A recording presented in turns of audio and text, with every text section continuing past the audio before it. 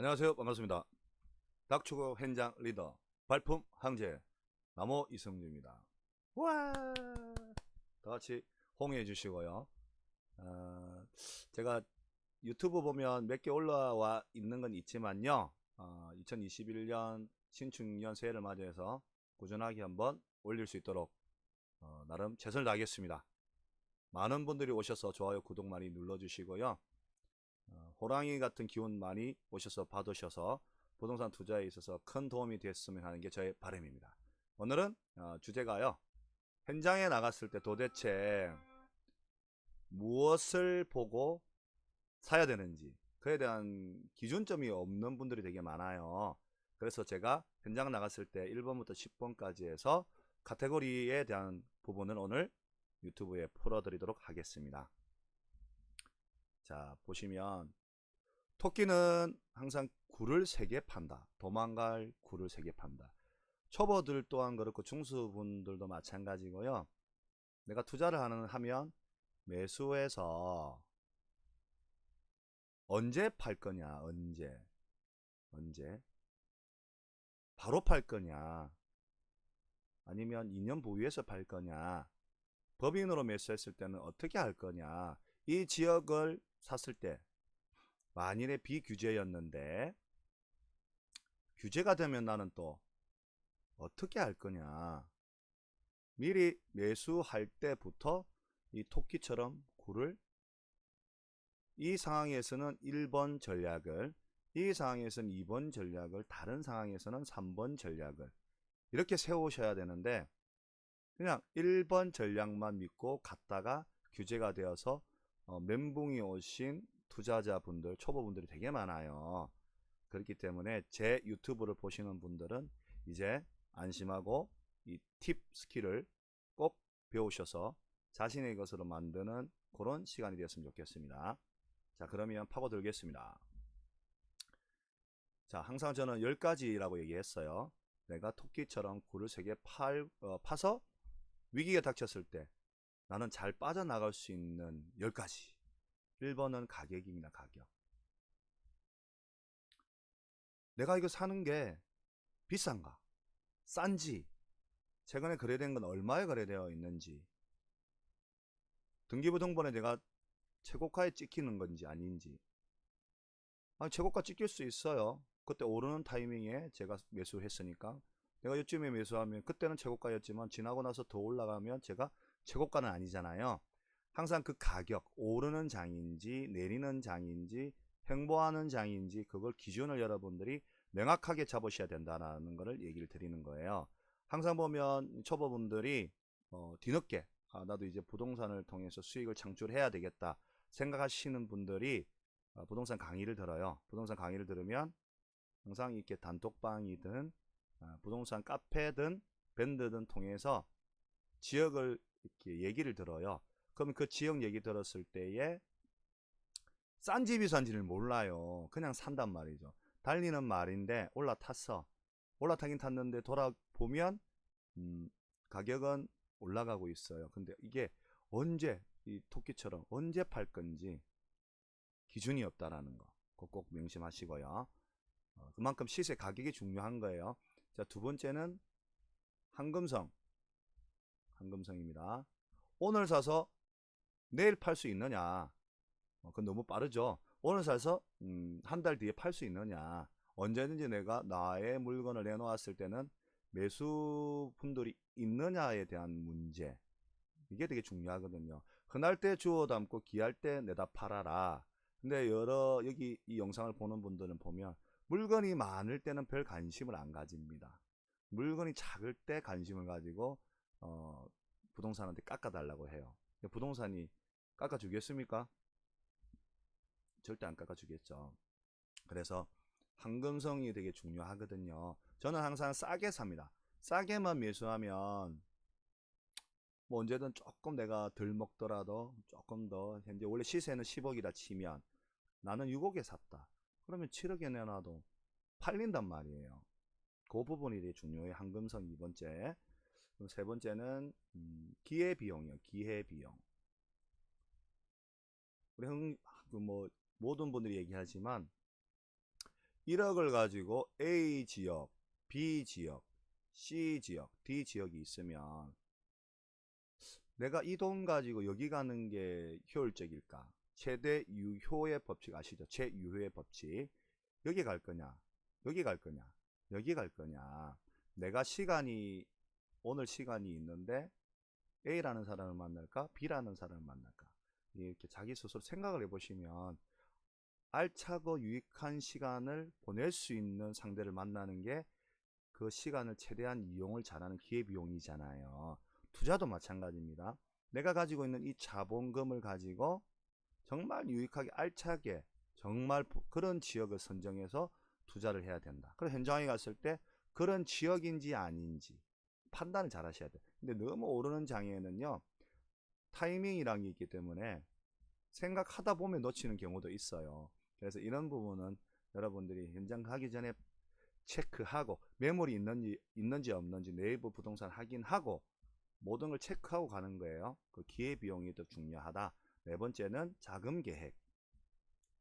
지금은 많은 대출 규제로 인해서 조금 투자하기가 어렵죠. 말 그대로 자금이 없으니까.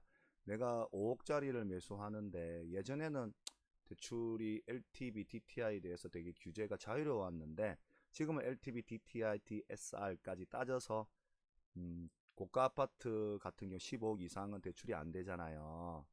그래서 이 대출에 대한 부분, 그리고 내가 뭐 적금을 해지하고 주식을 팔고 이런 어떤 계획은 세우는데 막상 내가 현장에 가서 1번, 2번, 3번을 통해서 이 물건 너무 괜찮다 해서 매수는 했어요. 매수를 했는데 적금을 해지하고 당장 돈이 언제 들어가야 되는데 이런 자금 계획을 하지 못해서 이웃에게 돈을 빌리고 가족들, 친지들, 친구에게 돈을 빌리는 불상사가 발생이 될 수 있다. 그리고 주식도 내놨는데 갑자기 제가 볼 때는 이런 오르는 장이었는데 갑자기 떨어졌어. 그럼 돈을 더 구해야 되잖아, 그죠? 이런 부분. 그래서 항상 물건을 매수할 때는 내가 바로 돈을 이체할 수 있을 정도의 자금을 가지고 있어야 된다. 그리고 대출은 얼마가 된다.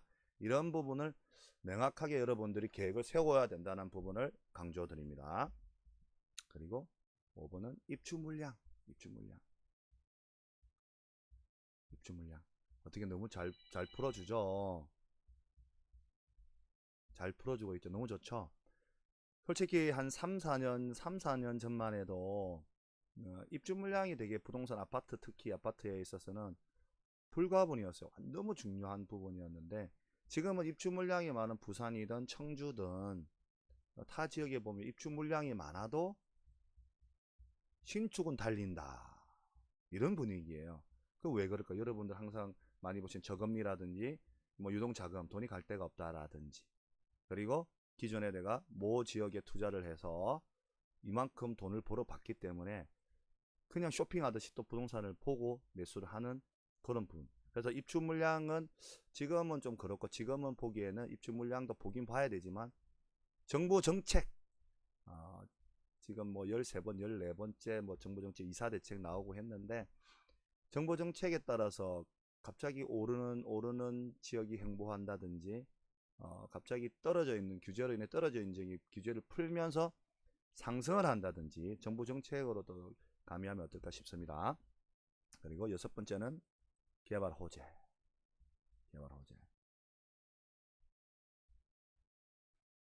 항상 보면 어디 이제 KTX, GTX, A 노선부터 언제 착공했다, KTX 착공했다, 뭐 8호선 연장, 7호선 연장, 수도권이라 서울 얘기하는 거예요. 또 부산 같은 경우에도 뭐 가덕도 신공항이 뭐 된다. 그러면 땅값이 오르겠죠. 그리고 뭐 삼성 평택에 같은 경우에는 삼성이 거기 들어오니까 평택에 또 향후 오를 수 있는 그런 가능성이 많죠. 근데 예를 들어 돈이 많이 들어가니까 돈이 많이 들어가니까 좋은 건 알겠는데 쉽게 들어갈 수 없는 부분. 그래서 개발 호재도 체크하시고, 내가 사는데 택지 개발을 조성해서 향후 너무 많은 개발이 있다. 그러면 뭐 위례 신도시라든지 미사강변지구나 많은 신도시들을 보세요. 뭐 전주도 에코시티 전주도 마찬가지고 뭐 진주도 마찬가지고 청주도 마찬가지고 원주도 마찬가지고 뭐 기업도시 핵심도시에서 처음에는 입지 물량이 많으니까 지방 같은 경우에 지방 소도시는 입주 물량이 타격이 크거든요. 처음에는 입주 물량이 많고 해서 먼지 날리고 해서 별로 관심이 없다가 어느 정도 잡히면 가격은 상승한다. 동탄 신도시 같은 경우에도 보시면 항상 복귀하면 돼요. 개발 호재 보시고 그 다음에 투자자 유입, 투자자가 유입이 되는가, 이게 또 되게 중요하죠. 항상 가격이 부동산 가격이 상승을 하려면 실거주 플러스 투자자가 유입이 돼야 되는데 지금 최근의 장은 보면 지역에 가면 아시겠지만 실거주민들은 여긴 오르지 않는다, 예전에 아주 안 좋았던 추억을 되새기면서 이건 뭐 때문에 안 되고 이건 뭐 때문에 안 되고, 근데 투자자들이 막 몰려와요. 부동산에서도 놀래, 무슨 일이야 이렇게. 처음에 그 시간이 지나면 이제 부동산에서 알게 되죠. 사야 되겠다. 그 다음에 그 지역 내 투자자들이 또 사고, 그 맨 마지막에는 지역민들이 나중에 이렇게 이걸 산다라는 거예요. 그래서 투자자가 몰려올 때 관심 가지면 좋겠죠. 현장 갔을 때 체크. 여러분들 다 투자자니까 뭐 투자 유입이 어디에 하는지는 잘 아실 거고요. 그 다음에 실거주자들이 원하는 아파트 아니 원하는 지역인지, 예를 들어 학원, 학군, 편의시설, 뭐 상권, 뭐 역세권, 그 다음에 뷰가 보이는 강이 있는 거, 운동하기 좋은 거, 자기만의 어떤 그 실거주민들이 좋아하는 뭔가가 있는 지역이냐 아니냐, 매수할 때 이렇게 체크를 하시면 됩니다. 현장 나갔을 때. 그리고 이제 매도 타이밍, 내가 예를 현장에 가서 너무 이 지금 1번부터 8번까지 다 부합해, 다 마음에 들어.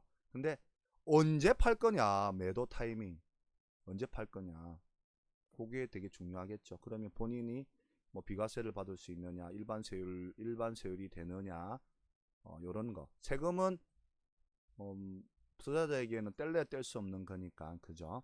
요 판단을 꼭 매수 당시부터 판단하셔야 된다. 그 다음에 마지막은 제가 늘 좋아하는 말인데, 지피지기면 100점 불태다. 나를 알고 상대방을 알면 절대 손실 보지 않는다.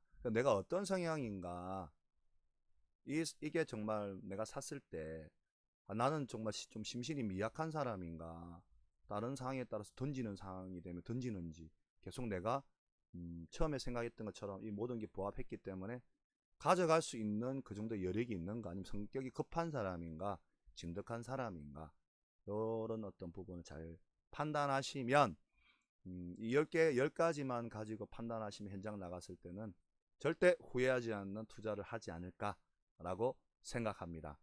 오늘 2021년 들어서 발품 황제 닥치고 현장 나무 이성주 유튜브 강의인데, 마음에 드셨다면 좋아요, 구독 많이 신청해 주시고요.